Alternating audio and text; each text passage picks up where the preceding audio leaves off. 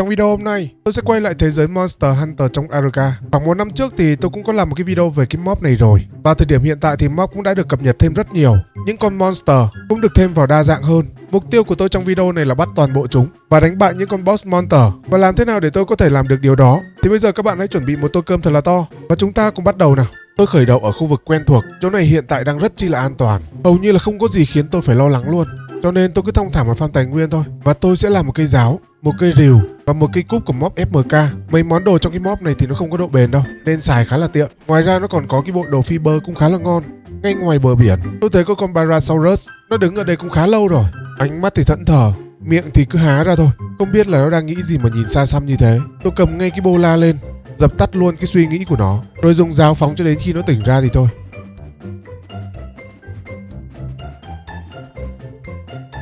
Nhờ thế mà tôi có được cái mớ thịt và da thú ngon lành luôn. Và trong cái map này muốn có được cái bộ công cụ metal sớm thì cũng khá là dễ thôi. Đó chính là đi tìm mấy cái thùng hàng này. May mắn thì sẽ nhận được cả cúp lẫn rìu metal luôn. Còn đen như tôi thì chỉ được cây rìu thôi, kèm với đó là một vài vũ khí của metal nữa. Tôi thì có cây rìu metal vào khởi điểm đầu là cũng ngon lắm rồi. Tôi sẽ tranh thủ đi farm một ít gỗ và ít đá để làm một cái bàn chế tạo của mob FMK này. Mục đích tôi làm cái bàn này sớm là dùng nó để làm thịt thối. Chỉ cần bỏ thịt thối vào bên trong cái bàn này, nó sẽ tự động làm thịt thối cho tôi luôn. Tốc độ làm cũng khá là nhanh. Nhờ như thế mà tôi sẽ có thể làm được vài cái hũ narcotic sớm. Và có luôn mũi tên tổng độc. Mũi tên và nỏ thì nó có sẵn bên trong mấy cái thùng hàng, nên là cũng không cần phải chế tạo gì luôn. Khu vực ven bờ biển tôi gặp một con gà gì đó khá là lạ. Con này hình như là tôi chưa gặp bao giờ luôn ấy. Tôi lấy cái bola trói nó lại, rồi lấy nỏ ra bắn luôn. Tôi đã bắn hết 35 cái mũi tên ngủ mà không thấy dấu hiệu nào là nó sắp ngất cả. Đọc lại thông tin của nó trên wiki thì con này nó không có thuần hóa được, nó chỉ dùng để giết thôi. Và khi giết nó sẽ rớt ra mấy cái đồng xu tên là hunting coin. Tôi cũng chưa biết là mấy cái đồng xu này dùng để làm gì. Cái mob này thì vừa mới được đăng tải lên trên Steam nên nó cũng chưa có nhiều thông tin gì mấy, nhưng xem chừng là nó cũng mới mẻ và thú vị ấy chứ. Và cái xác của nó thì không chặt ra được, không biết là nó đang lỗi hay là cái gì nữa. Tôi đoán cái mob này vẫn còn đang phát triển nên thành ra là nó còn nhiều lỗi, vẫn chưa kịp khắc phục. Ở ngay gần đó tôi gặp một con Dilopho khá là to. Tôi dùng nỏ bắn dụ nó đến gần và dùng bola để trói, nhưng tôi không nghĩ nó lại to đến thế. Bola không thể trói được nó luôn mà. Thế là thành bữa trưa cho nó luôn. Cũng may nó không có canh xác của tôi mà nó chạy qua kia rồi.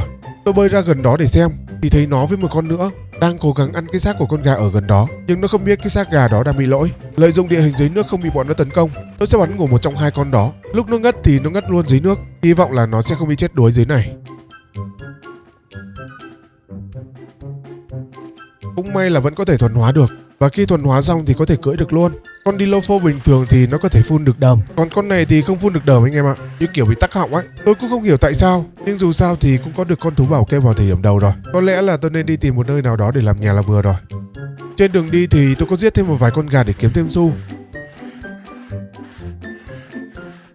và tiện thể thì giết thêm vài con rùa để kiếm thêm chi tin nữa, để tí nữa còn làm yên cưỡi cho thú bay. Tôi đi dọc theo bờ biển thì gặp con gì đó giống raptor, nhưng nó nhỏ hơn raptor thì phải. Không biết nó là giống loài gì, nhưng thấy lạ là bắt luôn. Sau khi nó tỉnh thì không thấy nó đứng dậy, mà nó vẫn đang còn nằm đó. Tôi đi ra xa một chút thì nó vừa đi vừa nằm luôn mà. Cái này phải gọi là chúa lười mới đúng. Thuần hóa nó xong, tôi tiếp tục chạy theo ven bờ biển thì thấy trên sườn núi có con quái thú gì đó.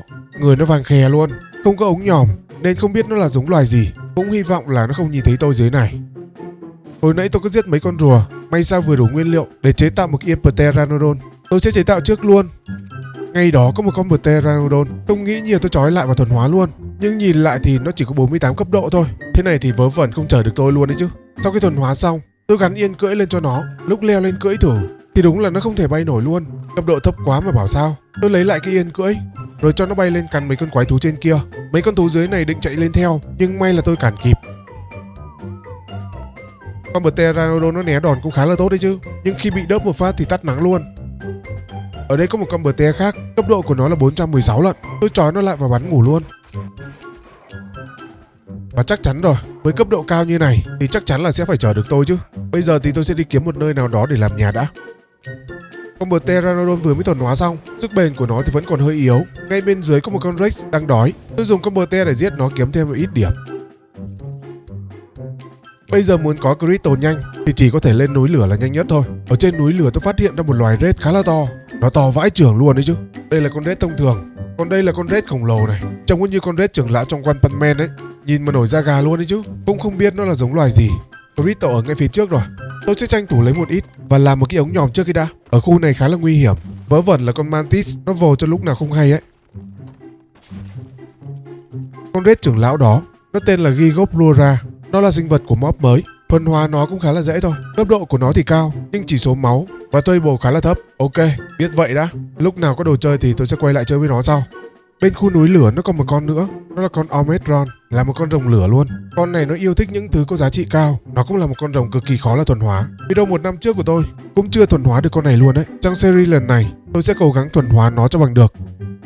Bên khu thảo nguyên tôi gặp một con Kacha và ngay cạnh đó là con rết trưởng lão. Các bạn biết tôi muốn làm gì rồi đấy. Tôi sẽ dụ cho con Kacha tìm đến địa chỉ của con rết và để cho hai đứa nó cắn nhau. Theo như tôi quan sát thì kèo này không được cân cho lắm.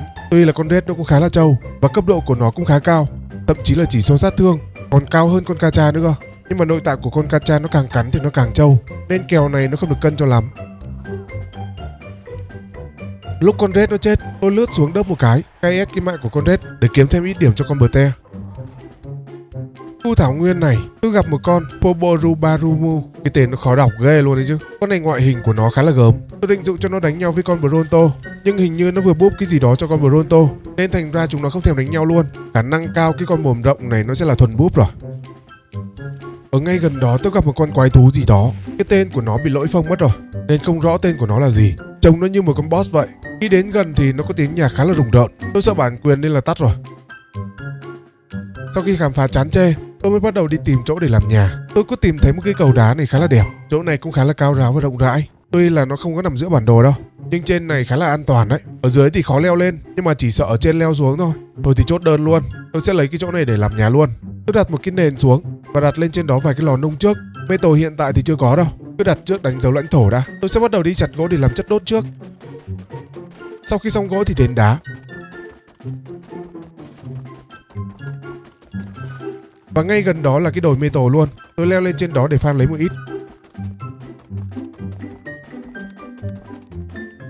Farm xong thì mang về nhà nung luôn cho nó nóng. Tạm thời thì tôi sẽ nung trước 4 cái lò. Có gì sau này mở rộng ra thì sẽ đặt thêm sau. Bây giờ tôi sẽ mở rộng thêm vài cái tấm sàn nữa và đặt một cái bàn Smithy. Kèm với đó là cái bàn chế tạo của FMK. Nhưng tài nguyên nhà tôi hiện tại thì đang thiếu rất là nhiều. Có lẽ là tôi sẽ cần phải đi thuần hóa vài con thú để farm. Tôi sẽ cần phải có một con Ankilo, nó sẽ giúp tôi farm metal. Một con Doedicurus, nó sẽ giúp tôi farm đá. Và thứ mà tôi sẽ cần nhất đó chính là một con Mostop, nó sẽ giúp tôi farm quả đen để làm narcotic để thuần hóa những con thú khác. Đó là những con thú mà tôi sẽ cần phải đi kiếm và thuần hóa ngay bây giờ. Đang trên đường đi thì tôi gặp mấy cái tổ hải ly. Tôi ghé xuống hỏi thăm vài câu và mượn ít xi măng, khi nào không dùng nữa sẽ trả. Sau khi mượn xi măng xong, tôi phát hiện ở ngay gần đó có một con quái thú gì đó. Nó có tên là Valhazak, cấp độ thì chỉ có 1 thôi, mà trông cái ngoại hình của nó trông như con rồng thối giữa vậy á. Con này nó khá là hiền và thuần hóa bằng cách là đút thịt cho nó. Nhưng con này cấp độ 1 thì thấp quá. Ở phía bên kia tôi thấy một con cấp cao hơn, cấp 560 luôn cơ. Nhưng sau khi cho nó ăn một miếng xong thì không biết là đến bao giờ thì nó mới ăn lần tiếp theo. Tôi chờ từ sáng đến tối mà nó vẫn chưa chịu ăn lần thứ hai. Thôi thì chắc cứ để tạm nó ở đây vậy. Tôi sẽ quay lại cái mục tiêu đi thuần hóa 3 con thú farm trước. Đầu tiên là con Mostop. Gặp mấy con dễ tính như thế này thì thuần hóa nhanh lắm. Con thứ hai sẽ cần phải bắn ngủ, nên con Mostop vừa mới thuần hóa xong, tôi sẽ cho nó đi gặm cỏ để farm một ít trái cây. Sau khi chế một mớ narcotic và tên ngủ xong, tôi đi tìm một con Doedicurus. Lúc tôi vừa mới bắn được vài mũi tên thì tôi có nhớ ra là tôi có cài thêm một cái mob trang cộng cộng. Ấy thế mà tại sao tôi lại bắn mũi tên thường nhỉ? Bây giờ chỉ cần mở công thức lên, học mấy cái mũi tên và narcotic đó. Mỗi hũ narcotic như thế nó sẽ cần từ 50 đến 100 hũ narcotic thường. Nó hơi đắt nhưng mà sắt ra miếng đấy. Nhưng con Doe 22 Catubo thì cũng nhanh thôi mà. Mà tôi thắc mắc một điều trong cái mob này. Rõ ràng là tôi đặt chỉ số tên minh là 20, tức là nhân 20 lần đấy, mà không hiểu sao cho ăn nó lại lâu như thế này luôn đấy. Bây giờ chỉ có đánh dấu lại, đợi tí nữa nó tỉnh rồi quay lại lấy nó về sau. Bây giờ tôi sẽ đi kiếm thêm một con Ankilo nữa. Trên đường đi kiếm Ankilo, tôi cứ quay lại cho con Valhazak và lúc này thì nó cũng đã đói rồi, có thể cho ăn lần 2 và lần 3 luôn rồi. Nhưng mà không hiểu sao nó cứ bay vòng tròn không thể cho ăn được. Tôi đành phải nhảy đón đầu nó, làm sao để đứng lên trên người của nó như thế này. Lúc này thì mới có thể cho ăn được lần 2. Xong lần 2 thì đợi thêm vài giây nữa là có thể cho nó ăn lần 3 luôn. Sau khi cho nó ăn xong thì có thể cưỡi được luôn. Con này nó có chiêu gì đó khạc ra mấy cái tia ánh sáng, không rõ nó là gì, nhưng mà cái tiếng của nó khá là ghê. Sát thương cơ bản của nó thì cũng khá là cao. Con này tăng cho ít điểm nữa thì cũng khá ổn đấy. Mà cái chiêu khạc của nó thì hơi yếu nha, chỉ được có vài chục sát thương thôi à. Không những là nó yếu mà nó còn gây sự chú ý đến mấy con xung quanh nữa cơ. Chắc chỉ có sát thương bình thường cắn thì mới to thôi. Khi nhìn lại cái ngoại hình của nó thì mới biết cái đầu của nó là rắn hổ mang. Ngoại hình trông kinh dị phết. Con Dewey thì cũng đã tỉnh rồi. Tôi sẽ đưa em nó về nhà luôn. Trong lúc tôi đang loanh quanh tìm con Ankilo, tôi gặp một con Grand Jimmy. Ngoại hình của nó là con Manticore, nhưng mà nó bị rụng hai cái cánh rồi. Trông như mấy con mối mùa mưa nó bay vào trong nhà. Đến sáng ra nó bị rụng mất hai cái cánh ấy. Chỉ số của con này khá là cao nha. Đến lúc nào có đồ chơi thì tôi sẽ quay lại tìm nó sau. Và tiện thể thì tôi cũng đang muốn thuần hóa con Red trưởng lão để xem con này nó có gì đặc biệt nào. Con này thì chỉ cần cho ăn thịt thối là được rồi. Và nó ăn đến 9 miếng lận, cũng sẽ khá lâu đấy. Cho nên tí nữa tôi sẽ quay lại sau.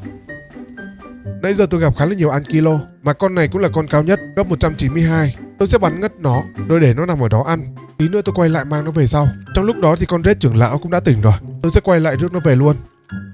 Trên đường bay ra đó, tôi gặp một con gì đó tên là Ceratosaurus. Chỉ số của con này cũng khá là bình thường thôi, nhưng nó lại có tốc độ khác biệt so với những con thú khác. Nó có chiều bứt tốc, không có con nào có thể đuổi kịp được nó. Đó là thông tin bật mí từ ống nhỏ cho biết. Và nó ăn một cái món snack gì đó, có tên riêng biệt của nó luôn. Đây là cái món ăn của nó đây. Nó được làm từ 5 miếng thịt thường và 1 miếng thịt đùi. Nguyên liệu chế tạo thì cũng khá rẻ đấy. Ngoài ra bên dưới, nó còn vài loại snack khác bên dưới nữa. Chắc là những cái món đó cũng sẽ dùng để thuần hóa mấy con tương tự thôi. Tôi sẽ chế tạo sẵn mười mấy miếng luôn. Mặc dù con đó nó chỉ ăn có 10 miếng thôi, chế dư ra một chút, dự phòng khi cái miếng snack này nó hỏng. Và cũng cần phải có thêm quả đen nữa để làm thêm narcotic, và tên ngủ thì mới bắn ngủ được nó. Narcotic hiện tại thì tôi đã dùng được cái màu vàng rồi. Loại này thì được cộng thêm 4k turbo, và còn tùy thuộc vào phần trăm sát thương của vũ khí nữa. 100 hũ narcotic thường thì mới chế được cái hũ màu vàng đấy. Sau khi đã có mũi tên, để thuần hóa con này nó dễ hơn, tôi sẽ dụ cho nó rớt xuống cái vực bên dưới.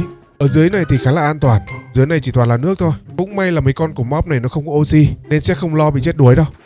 Mà cái cách ngủ của con này nó giống con Megalosaurus nhỉ.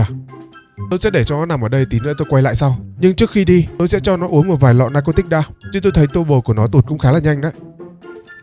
Trong lúc đó thì con Ankilo cũng đã tỉnh rồi. Tôi sẽ mang nó theo luôn. Và con Red trưởng lão cũng thế. Con Red này thì có thể cưỡi được luôn mà không cần yên cưỡi. Nhìn cái thân hình của nó to quá, thành ra cứ ghê ghê ấy. Con Red trưởng lão này nó không khác gì một con Red bình thường cả. Nó chỉ khác đúng một chiêu là phun độc của nó thôi. Cái chiêu phun độc của nó là sát thương lan theo một hàng thẳng. Con này mà tăng thêm chút điểm thì cũng khá là ok đấy chứ. Và con Skillery cũng đã tỉnh rồi đây. Tôi sẽ mang nó về nhà rồi test sau. Đây là ngoại hình của con Skillery. Nó y chang con Megalo luôn. Lúc tôi ngồi lên để test kỹ năng, tôi cũng có biết nó như thế nào đâu. Vừa mới bấm thử chuột trái một phát, nó lao như một thằng điên từ trên núi xuống dưới. Tôi giật mình tí thì ném con chuột ra ngoài cửa sổ luôn. Thì ra đây là cái chiêu tăng tốc của nó. Nó cứ lao thẳng về phía trước thôi. Nó sẽ hút tất cả những thứ trên đường nó đi, trừ những vật cứng như là cây cối hay là đá ra. Con này nói chung là cũng được, nhưng mà mỗi lần bấm nhầm như thế thì hơi giật mình một chút thôi.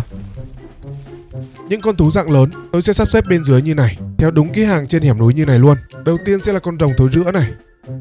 Sau đó tôi chế tạo 2 cái yên cưỡi cho con Doe và con Ankilo để chuẩn bị cho hai chúng nó đi farm. Sau khi đeo yên cưỡi xong thì tôi mới chợt nhận ra là tôi còn thiếu một thứ nữa. Tôi sẽ cần phải có một con Argentavis để gắp chúng nó đi farm thì mới nhanh được, chứ con Pteranodon này thì làm sao mà gắp được. Tôi sẽ chế tạo sẵn một cái yên cưỡi cho con Argentavis để mang theo trong túi luôn. Sau đó là lên đường đi tìm lấy một con. Ở chỗ này tôi gặp 2 con luôn, một con cấp 144 và một con cấp 272. Tôi sẽ thuần hóa con 272 luôn, cấp cao một chút thì sức chứa nó sẽ nhiều hơn.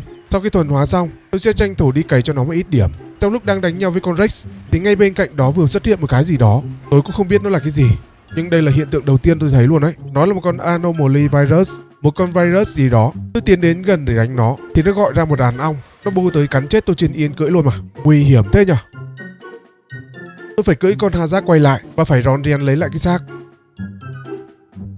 Ở ngay gần đó tôi thấy một con Kacha đang đi dạo. Tôi dụ cho nó đến chỗ con virus đó, nhưng mà hai chúng nó lại không cắn nhau cơ. Chắc bọn này nó cũng đã ăn ý trước khi tôi đến rồi. Bây giờ chỉ có dùng con Hazard này từ ở trên khạc xuống thôi. Mà con rồng Hazard này mắt của nó bị lag hay sao ấy. Rõ ràng là cái tâm đang ở đây, ấy thế mà nó khạc chéo sang bên trái như này. Thật sự là không hiểu luôn đấy. Sát thương thì không có cao nên thành ra khạc khá là lâu thì con virus nó mới chết. Nó có để lại cái xác cầu màu đỏ, nhưng con Kacha vẫn còn đang ở đây. Tôi sẽ phải dụ cho con Kacha đi xa trước đã. Và đúng chất là nó chỉ có đúng một cái xác thôi. Xác này thì không khai thác được, mà tôi cũng không nhận được gì luôn. Khả năng cao cái mob này bị lỗi rồi.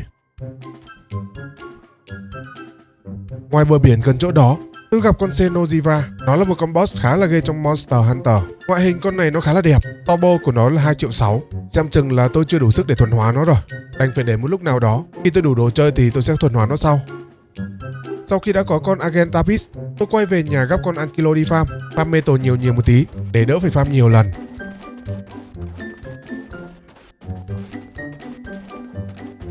Sau khi đi farm xong, tôi ốp thêm vài miếng sàn nữa cho nhà nó rộng. Còn 2 cái lỗ ở giữa này tôi sẽ đặt vào đó mỗi ô 2 cái nền đặt tượng để khi gặp con nào đó đẹp, tôi sẽ trưng tượng nó ở đây. Và khi bọc lại nó như thế này thì bắt đầu nó giống cái nhà tù ở đấy.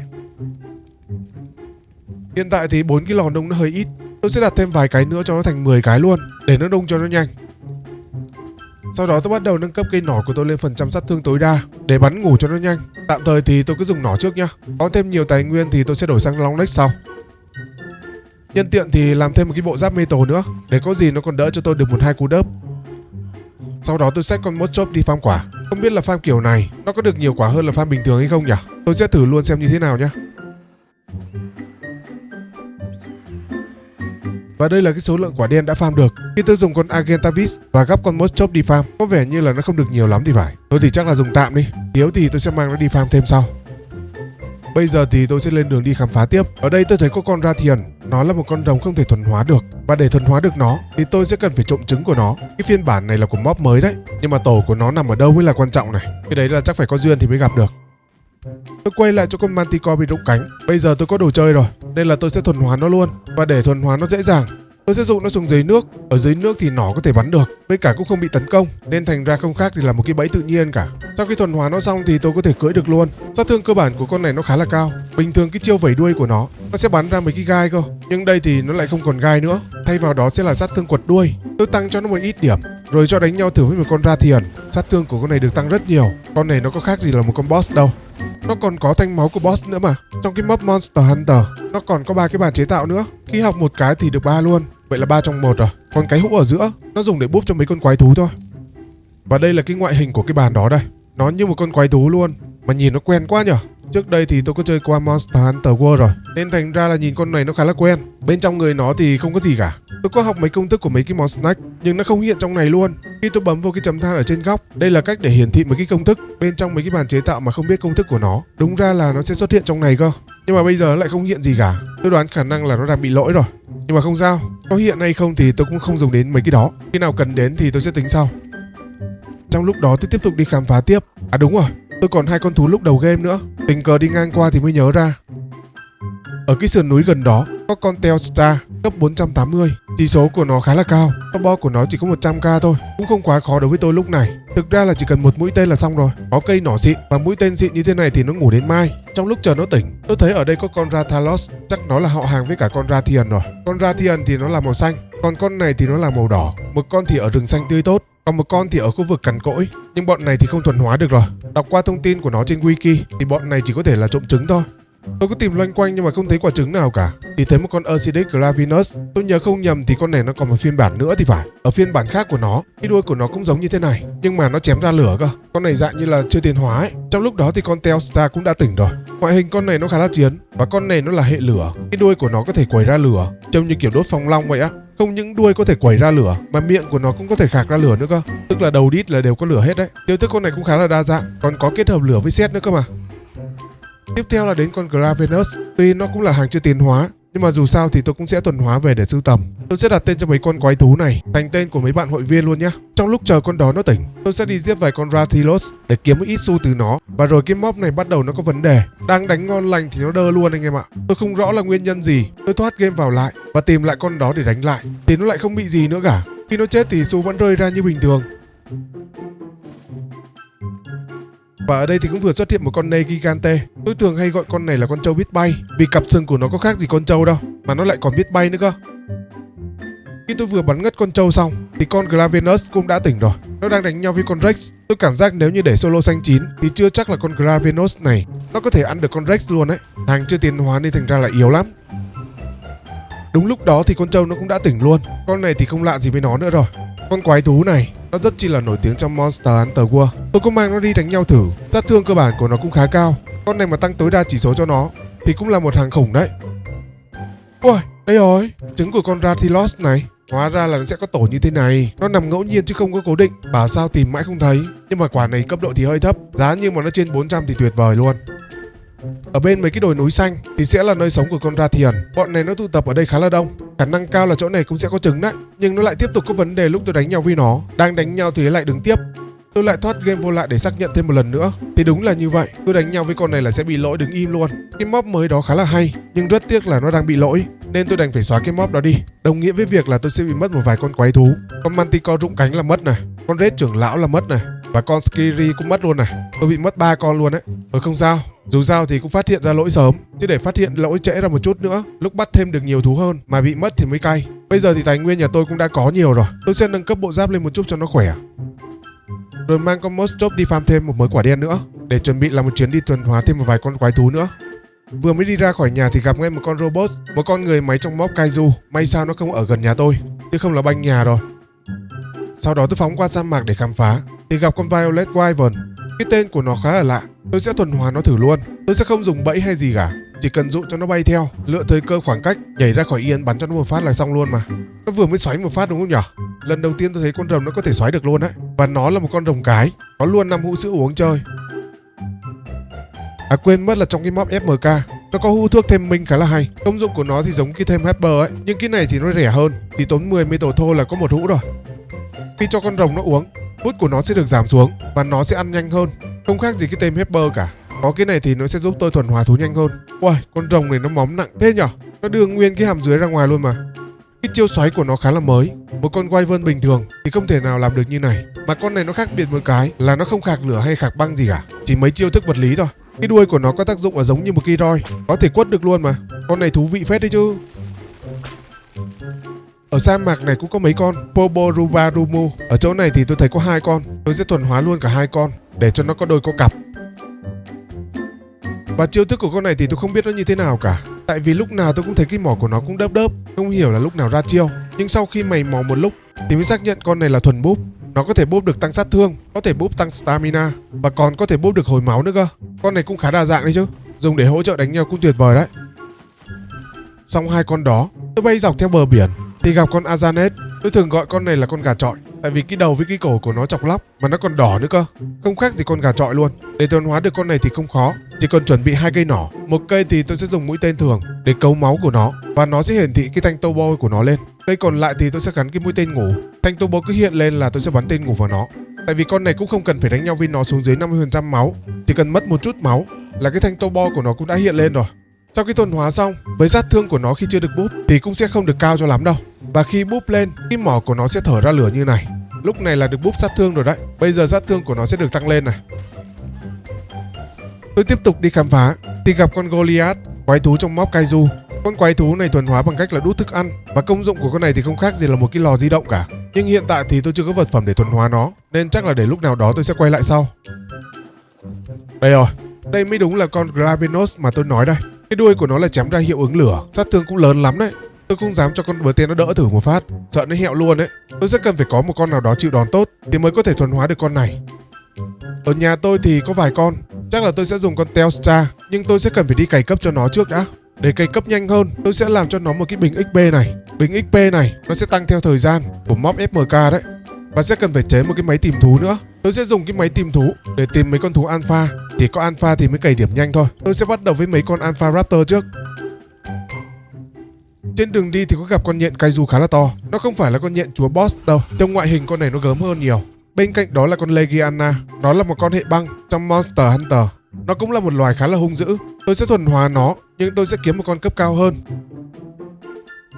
Sau đó tôi có gặp một con Armasu. Con này cũng là một con boss hệ nước trong Monster Hunter. Chiêu thức của nó là sẽ tạo ra nước. Những con sinh vật đứng gần là đều bị dính sát thương của nó hết luôn. May sao nó không có dính tôi, chứ không là hẹo rồi đấy. Và để thuần hóa được con này thì tôi sẽ cần phải dùng đến đạn Shocking Trang. Nó được làm từ nọc sứa đấy. Thông tin đó thì tôi đọc qua trên wiki thôi. Hiện tại thì tôi chưa có nọc sứa nên cũng chưa có thể thuần hóa được nó đâu. Ok, bây giờ thì tôi sẽ quay lại với mấy con Alpha Raptor trước cái đã. Chỉ cần săn 1-2 con Alpha Raptor thôi là đã có một ít điểm để dùng tạm rồi. Lúc tôi bay lượn qua sa mạc, tôi gặp một con quái thú Kaiju khá là to. Nó đứng trên quả núi lớn của sa mạc. Theo thông tin của con này, nó được thức tỉnh bởi con Gutu Long, một con rồng boss khá là ghê. Muốn thuần hóa được nó, tôi sẽ cần phải có cái tế bào Kaiju thì mới có thể cho nó ăn được. Để chế tạo được cái đó thì cũng cần khá là nhiều nguyên liệu đấy. Ở bên khu sa mạc, tôi gặp mấy con Remora. Đây là sinh vật trong Monster Hunter. Mấy con này thì nó khá là hiền, mà muốn thuần hóa được nó, tôi sẽ cần phải có hiệu ứng gì đó từ một con rồng. Con rồng đó tên là Valstax. Nếu các bạn còn nhớ thì nó là con rồng bay như siêu nhân mà tôi từng gặp bên mod Abyss. Và con này bên trong cái mob này thì nó cực kỳ hiếm. và nó chỉ xuất hiện ở bên trong cái sa mạc của Ragnarok thôi. Để thuần hóa được nó thì tôi sẽ cần phải đạt cấp 100 và xây dựng ký tượng của con Remora. Lúc đó thì nó sẽ tấn công ký tượng đó và tôi sẽ cần phải dùng canon hoặc là dùng máy bắn đá để bắn cho nó choáng. Sau đó thì mới có thể đút thịt cho nó ăn được. Để lúc nào gặp nó, tôi sẽ thuần hóa nó cho các bạn xem nhé. Ngoài bờ biển gần sa mạc, tôi gặp con Namiel. Ở video 1 năm trước tôi chơi cái mob này, tôi cũng có thuần hóa nó rồi, nhưng có vẻ ngoại hình lần này nó khác hơn thì phải. Bên cạnh đó là con Tiruraturus, một con cá trê từng sống ở khu đầm lầy. Lợi thế của nó là khi ở dưới nước, nhưng hiện tại thì tôi không có mang nhiều tên ngủ, chắc là tôi sẽ quay lại tìm nó sau. Trên đường về tôi gặp con bọ cạp trong mob Kaiju. Đúng ra thì tôi sẽ thuần hóa nó để sưu tầm, nhưng tôi đang cần cái tế bào của nó nên tôi sẽ giết nó để lấy nguyên liệu trước đã. Trên đường về tôi gặp con Buki. Đây là con quái thú siêu độc trong Monster Hunter. Con này nó thường sống ở khu đầm lầy ngập mặn thì phải. Trong người tôi vừa có một ít quả đen. Tôi sẽ chế tạo một vài tên ngủ tầm trung để bắn ngủ nó luôn. Với cái số turbo của nó thì chỉ cần một mũi là xong rồi. Con này thì nó không chịu uống cái bình thêm minh nên chắc là chỉ có chờ cho nó ăn thôi. Trong lúc đó tôi bay loanh quanh khu vực thì gặp con robot Anti-Kaiju. Nó là một con robot loại cấp 5. Dạng này là hiếm gặp lắm luôn đấy. Nếu giết được nó thì tôi sẽ có được cái bản vẽ của nó luôn. Và nhân tiện thì tôi cũng đang cần có mạch điện. Giết con này thì sẽ có được một mớ mạch điện luôn.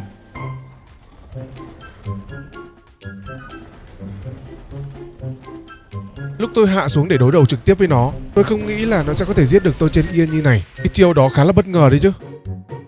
May là nhà tôi còn con Bte. Khi tôi quay lại thì con quái thú của tôi đang bị đánh và không thấy nó đánh trả. Chắc là đang ở chế độ bắt siêu rồi. Tôi lướt xuống ra lệnh cho nó tấn công là xong.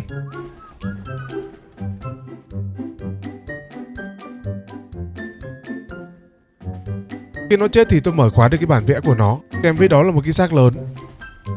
Và nó còn rơi ra một cái lõi này nữa. Cái lõi này thì dùng để chế tạo lại nó đấy. Nhưng với một con cấp 5 như này thì nó yêu cầu cần phải có 15 cái cơ. Và con Buki cũng đã tỉnh rồi. Đúng như tôi đã nói, con này nó là chuyên độc. Cái lưỡi của nó thì cực kỳ dài, có thể khoáng gây sát thương được cho mấy con sinh vật xung quanh. Tài nguyên nhà tôi hiện tại cũng đã có khá nhiều rồi. Chắc là tôi sẽ chuyển từ nó sang dùng long neck luôn quá. Và để chế tạo đạn nhanh hơn thì chắc là tôi sẽ không dùng cái cối giã thuốc nữa, mà trực tiếp làm luôn cái bàn chemistry. Tôi sẽ chỉ dùng đúng một lần để chế tạo spark powder và làm một cái bàn fabricator. Tôi đặt cái bàn fabricator xuống và làm cái bàn chemistry. Kèm với đó là cái hệ thống điện nữa. Có tài nguyên nhiều là phải dùng đồ điện luôn. Nó vừa chế tạo nhanh mà còn được nhiều hơn bình thường nữa. Trong lúc chờ nó chế tạo thuốc súng, tôi sẽ nâng cấp cây súng lên phần trăm sát thương tối đa. Không biết nhân phẩm thế nào mà mới chỉ là màu vàng thôi mà đã được 750% sát thương rồi. 750% sát thương là tối đa luôn rồi đấy. Và đạn gây mê thì hiện tại tôi đã dùng được cái màu đỏ rồi. Cái bầu mặc định của nó sẽ là 44k, được cộng thêm tùy theo phần trăm sát thương của vũ khí nữa. Cái loại này gần như là xịn nhất rồi. Tôi sẽ chế thêm vài viên dạng chung nữa để gặp mấy con turbo thấp, bắn cho nó đỡ phí. Và chắc chắn là cũng sẽ cần phải có một cái bộ dịch chuyển nữa, chủ yếu là để gom xác cho nhanh thôi. Sau khi chuẩn bị xong, tôi quay lại cái bờ biển khu sa mạc để thuần hóa con cá trê trước. Con cá trê này thì có thể bay nhảy được trên mặt đất và lợi thế của nó là dưới nước. Nhưng khi đang ở dưới nước mà tôi nhảy ra khỏi yên thì nó sẽ tự động nổi lên trên luôn. Thế này mà đang ở dưới sâu thì chết chắc rồi. Còn con Namiel thì nó đang lặn khá là sâu. Giờ mà cho nó ăn xong thì chắc là tôi chết đuối luôn đấy. Nên chắc là tôi sẽ phải về nhà chế tạo một cái áo lặn. Khi quay lại, tôi học công thức chế tạo kit bồ của mob FMK, dùng kit bồ luôn cho nó nhanh, chứ đợi đút thịt nó lâu lắm. Theo thông tin ống nhòm thì nó cần đến 2 cái, nhưng khi tôi đút cho nó ăn thì chỉ cần một cái kit bồ là xong rồi. Khi thuần hóa xong thì có thể bay được luôn. Tốc độ bay của nó khá là nhanh, có thể bay được trên trời lẫn dưới nước luôn. Nhân tiện thì lặn xuống dưới biển, farm lấy một ít ngọc trai về để còn làm mạch điện nữa. Khám phá dưới biển, vô tình tôi phát hiện ra một cái đàn quái thú. Nó đang tụ tập ở đây khá là đông. Bọn này không biết nó là giống loài gì và tôi cũng không biết làm sao để thuần hóa được nó. Đọc thông tin trên mạng thì nó không có hướng dẫn, mà hình như là cũng chưa có ai có thể thuần hóa được nó cơ. Tác giả làm mod cũng không chỉ. Chắc là tôi sẽ nghiên cứu về nó sau. Tôi có đánh thử bọn nó nhưng chỉ có được vài chục máu thôi. Nó đang còn có bút phòng thủ nữa. Thôi thì chắc là để nghiên cứu sau đi. Con đó nó có phát ra cái tiếng nhạc khá là rùng rợn, mà cái tiếng nhạc nó còn bị lỗi nữa chứ. Tôi lên trên bờ rồi mà vẫn bị ám ảnh cái tiếng nhạc đó. Tôi sợ nhạc bản quyền nên là tắt rồi. Lên trên bờ tôi gặp con bọ cạp đá trong mob Kaiju. Nó có ăn 4 loại tế bào Kaiju, trong đó có 3 loại là phải chế tạo, nhưng may sao nó vẫn ăn cái loại chưa chế tạo. Sẵn hồi nãy tôi giết vài con được có vài chục cục. Tôi cho nó ăn lần đầu tiên xong, không biết là đến bao giờ sẽ ăn lần thứ hai. Trong khoảng thời gian đó thì tôi sẽ đi khám phá tiếp. Ở bên khu băng tuyết, tôi gặp lại con Legiana. Con này hình như là khác con trước đó thì phải. Vì con này thì tôi sẽ phải đánh nhau với nó, cho nó còn dưới nửa máu thì thanh turbo của nó mới hiện lên. Turbo của con này khá là cao. Hiện tại thì tôi đã có thể dùng được cái narcotic loại đen rồi. Loại này là loại xịn nhất của mob. Loại này khi bắn một phát, turbo nó có thể lên được 700k đến 800k luôn đấy. Nhưng tôi sẽ thử với cái đạn đỏ trước để xem nó sẽ được bao nhiêu. Một viên đạn đỏ thì được khoảng 200k. Vậy thì sẽ cần phải 2 viên thì mới đủ. Nhưng ở lần bắn thứ hai, cái hitbox của con Namio nó lạ quá. Tôi bắn nhầm vào con Namio luôn, được thêm con Sabertooth nó đứng chờ ở đó nữa. Thế là được vé về nhà nhanh luôn. Con Namio của tôi thì nó trâu lắm, không thể nào bị đánh chết được đâu. Tôi gom xác ở nhà, rồi dùng con Buki quay lại. Lần này thì tôi dùng đạn đen luôn, nhưng vừa mới bắn thì cái thanh turbo của nó cũng vừa mới mất luôn. Thế là mất tiêu 500 hũ narcotic rồi đấy. Tôi cầm cây súng thu thú lên và từ từ tiến đến gần để thu con Namio lại. Khi thu lại xong, tôi nhanh tay chỉnh lại cái chế độ của cây súng và thả con Namio ra cho nó hồi lại cái thanh turbo. Cũng may là pha đấy tôi nhanh tay đấy. Và lần này tôi không nhường nó nữa, tôi trực tiếp bắn bằng cái đạn đen luôn, bắn một viên là ngất luôn. Chỉ thế thôi đấy mà chật vật mãi.